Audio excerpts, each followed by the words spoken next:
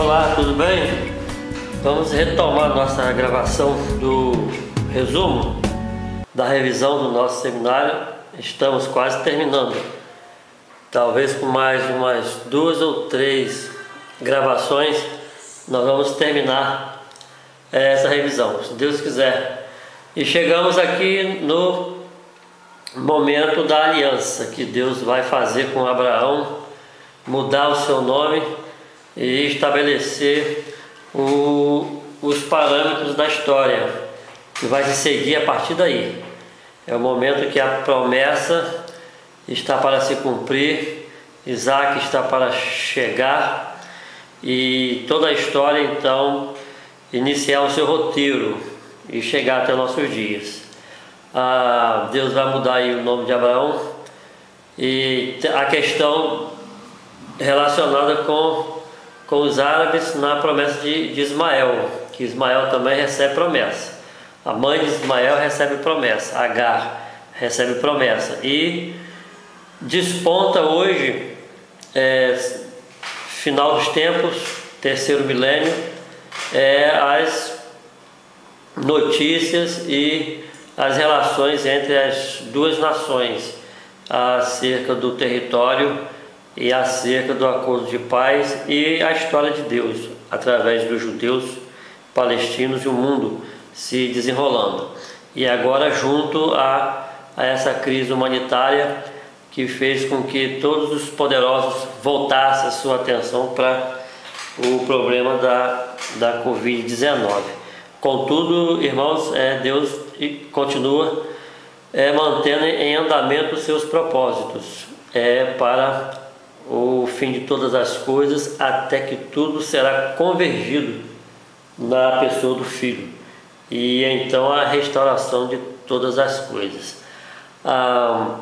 Tem aí os textos que a gente vai ler, os textos principais, a base da história, e no momento oportuno vamos voltar ao ponto de 1947,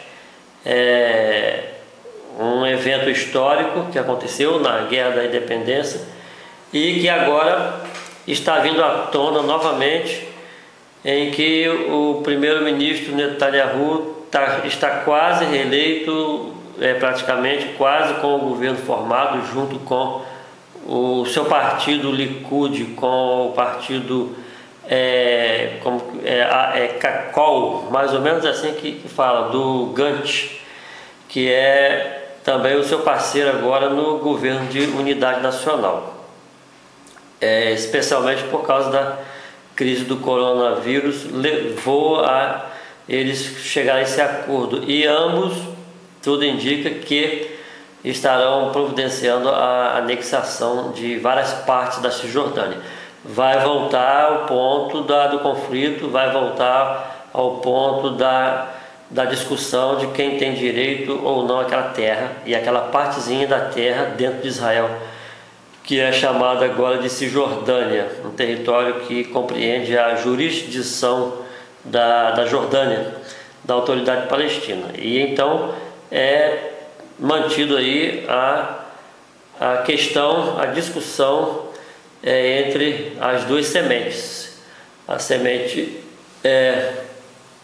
de Agar e de Sara, Ismael e Isaac, e a terceira semente esquecida lá entre eles, a semente espiritual de Abraão, nascido da linhagem de Abraão até chegar em Maria, Jesus, a semente principal, o irmão mais velho entre todos, que os palestinos não dão atenção, e infelizmente, muito embora os judeus também, na sua maioria esmagadora. Não sabemos aonde isso vai chegar na redenção de todos os povos, na volta de Jesus, com respeito principalmente aos judeus. Contudo, sabemos que Deus vai cumprir a sua história, inclusive a história que ele deixou um roteiro mais específico, lá no sonho do rei Nabucodonosor, da sua estátua. Ali Deus deu uma ênfase, uma configurada ou uma reconfigurada da história das nações, como seria e como se desenvolve até hoje no sonho que ele teve da grande estátua. Todo mundo sabe, conhece aquele texto, no livro de Daniel, capítulo 3, 2 e 3, com a interpretação do profeta Daniel. E são coisas que estão em conjunto, acontecendo em conjunto. São muitas peças de um quebra-cabeça, muitos elementos, muitos fatos, muitos eventos, muitos dados históricos, e a questão atual, muitas notícias, mas no final tudo vai se encaixar exatamente no tabuleiro de Deus. Todas as nações, os grandes, pequenos, estarão realmente sendo movidos nesse tabuleiro histórico das nações pelo próprio Deus, para que em tudo o seu Filho seja glorificado na redenção das nações e na articulação de Deus entre os povos através dos seus governantes. Ok? Vamos olhar ali então o texto de Gênesis capítulo 17. Vamos lá para os textos bíblicos. Só um momento. Aí, quando Abrão estava com 99 anos de idade, o Senhor apareceu a ele e disse: Eu sou o Deus Todo-Poderoso, faça a minha vontade e seja íntegro. Farei uma aliança com você e multiplicarei grandemente os seus descendentes. Vendo que Deus estava falando, Abrão prostrou-se com o rosto no chão e lhe disse: Esta é a minha aliança com você. Você será o pai de muitas nações. Por isso mudo o seu nome de Abrão para Abraão.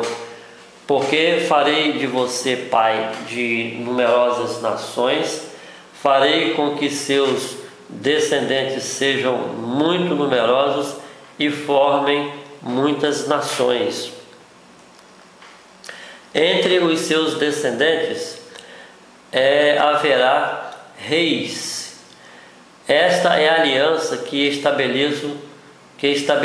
Será entre mim e você e os seus descendentes, de geração em geração. Desculpa aí, vou voltar aqui. Aí, avançou aqui sem querer. Então, voltando aqui, eu serei o seu Deus e o Deus dos seus descendentes, e darei a eles toda a terra de Canaã, onde você está morando como estrangeiro. Ela será para sempre dos seus descendentes, e eu serei o Deus deles.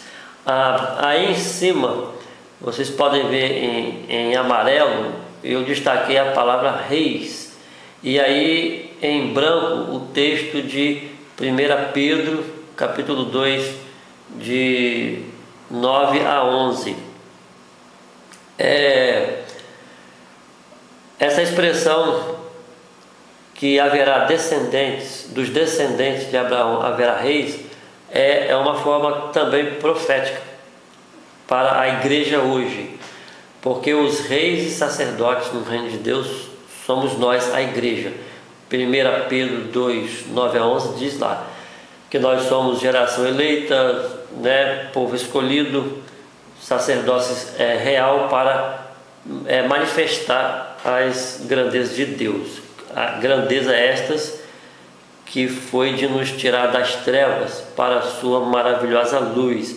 Historicamente, irmãos, pela palavra de Deus, nesse texto, que Deus está anunciando que o mundo das trevas em que se encontrava já naquele tempo, desde os primórdios da história, já estava sendo preparado um momento para a redenção das nações. E Abraão foi incumbido, o escolhido, para que de sua semente viesse o Cristo, nascido de mulher, para estabelecer esse reino, esse sacerdote, esse sacerdócio da dinastia, não do reinado de Davi, a dinastia terrena, mas a dinastia espiritual. Vamos avançar aqui um pouco mais. Deus continuou falando. Sarai também vai mudar de nome. De agora em diante sua mulher se chamará Sara. Abençoarei Sara e darei a você um filho por meio dela. Sim, eu abençoarei Sara e farei que ela seja mãe de nações. Então Abraão prostrou-se com o rosto no chão, ficou perplexo e disse a si mesmo: será que um homem de 100 anos de idade pode gerar um filho? Será que Sara pode dar à luz aos 90 anos? E Abraão disse a Deus: que Ismael possa ser abençoado pelo Senhor. Deus respondeu: na verdade, Sara, sua mulher, dará um filho a você e você deverá dar a ele o nome de Isaque. Firmarei a minha aliança com ele e com os seus descendentes para sempre. Quanto a Ismael, levarei em conta o seu pedido. Eu abençoarei Ismael e tornarei muito numerosa a sua descendência. Como podemos constatar, né? Os árabes também são em números como a areia do mar, a areia da praia do mar. 12 príncipes estarão entre os seus descendentes. Ismael será o pai de um grande povo. Mas a minha aliança, aí está o ponto agora, a minha aliança será com Isaque. É a questão em que os historiadores modernos não aceitam em hipótese alguma que a Bíblia seja um livro histórico com autoridade para afirmar isso, que Deus fez uma aliança com o povo de Isaque, não com Ismael. Os árabes não têm promessa de Deus na terra de Canaã. Contudo, eu acho que eu já disse em um vídeo anterior que a terra dos árabes ela é 150 vezes maior, geograficamente falando, do que a terra da chamada hoje Palestina. Muito maior em tudo, até em riqueza. Os árabes são mais prósperos que os judeus, diga-se de passagem. Eles mandam hoje no mundo, eles ditam o preço do petróleo, que ainda é a maior força de energia do planeta, são eles. Então Deus não abandonou a geração dos árabes nascida de Ismael, pelo pedido de Abraão, que Abraão disse para Deus abençoar Ismael, e assim Deus fez, não é? Então, repetindo aqui a linha do texto: mas a minha aliança será com Isaque, filho que Sara lhe dará daqui a 1 ano. Depois de terminar de falar com Abraão, Deus subiu e se retirou. Essa expressão é interessante, não é? Que diz: Deus subiu e se retirou. Bem, o texto indica que Deus estava em algum lugar ali das terras de Canaã, falando com Abraão por ali. Se era na forma sobrenatural, não sei. Se era em forma de anjo, também não sei. O fato é que ele esteve ali conversando com Abraão, e era próximo às terras de Sodoma e Gomorra, não é? Eu vou até falar sobre isso um pouquinho também, porque faz parte da história e do processo de julgamento de Deus para os cananeus. E Sodoma e Gomorra teve o seu julgamento antecipado. Deus nem esperou que Israel entrasse nas terras de Canaã para julgar os cananeus, e Deus já por sua própria conta trouxe o juízo sobre aquelas cidades. Alguns historiadores dizem que Sodoma e Gomorra compreendia um grupo de 10 cidades, eu acho, um negócio desse tipo. Era uma metrópole. Vamos seguir aqui. Bem, Abraão morava perto dos carvalhos de Mamre. Um dia o Senhor apareceu a ele na hora mais quente do dia. Abraão estava sentado junto à entrada de sua tenda. De repente, Abraão viu 3 homens em pé, perto dele. Quando os viu, correu ao encontro deles e prostrou-se. E ele disse: meu Senhor, disse Abraão: se sou digno, tenha a bondade de ficar aqui e descansar um pouco. Mandarei trazer água para lavarem os seus pés, e assim poderão descansar debaixo desta árvore. Abraão falando com supostamente anjos, mas na verdade era o Senhor que estava ali. Continuando, vou preparar uma refeição para que ganhem novas forças e prossigam a viagem. Abraão até então não tinha percebido do que se tratava aquela visita ali daqueles 3 seres, não é? Está bem, disseram eles. Irmãos, preste atenção no texto. Eu não quero, na verdade, trazer muita teologia aqui, porque o nosso intento é a parte histórica, de fato, do texto bíblico. Mas aqui eu acho que vale a pena trazer pelo menos um detalhe. Olha a expressão, está bem, disseram eles. São 3 pessoas celestiais conversando com Abraão, não é? Sem afirmar categoricamente, nos meus estudos pessoais, sempre penso que ali estavam presentes o Pai, o Filho e o Espírito Santo, manifestado em formas angelicais, não é? E isso traz para a gente a revelação bíblica que Deus, apesar de ser sobrenatural, se relaciona de forma simples em comportamento humano com as pessoas. Muito simples isso da parte de Deus, não tem nada assim de místico e oculto e sobrenatural, né? É algo simples, Deus se relacionando na capacidade do homem poder estar em sua presença, tendo uma manifestação no contexto, no caso de Abraão, no contexto natural, não é? Isso é muito tremendo. Mas vamos lá continuar. Faça como você disse. Abraão correu à tenda e disse a Sara: depressa, pegue 3 medidas da nossa melhor farinha, amasse e faça uns pães. Depois ele mesmo correu ao pasto, escolheu um belo novilho e mandou um servo preparar a carne.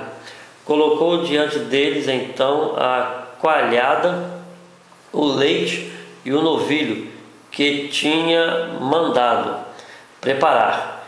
Ele permaneceu ali debaixo da árvore, fazendo companhia a eles enquanto comiam. Olha, Abraão fazia companhia a eles enquanto eles comiam.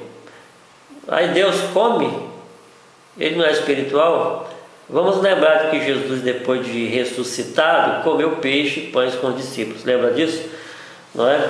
Então, é simplesmente Deus mostrando que Ele tem condições naturais, normais de se manifestar da forma como Ele quer.